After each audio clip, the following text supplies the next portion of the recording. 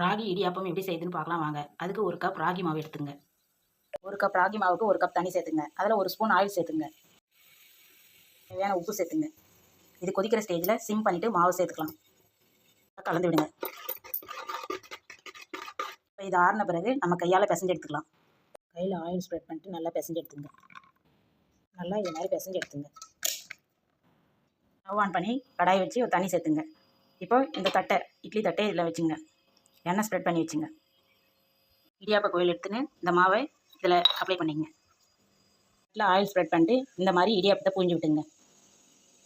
இந்த மாதிரி எல்லாத்தையும் புழிஞ்சு எடுத்துங்க. ஹை ஃப்ளேமில் 10 நிமிஷம் மூடி வேக விடலாம்.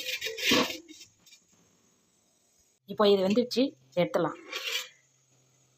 சூப்பரான ராகி இடியாப்பம் ரெடி. இதை தேங்காய் பாலோடு சாப்பிட்டா சூப்பராக இருக்கும். நீங்களும் செஞ்சு பார்த்துட்டு எப்படி இருந்ததுன்னு கமெண்ட்ஸில் சொல்லுங்கள். தேங்க்யூ ஃபார் வாட்சிங்.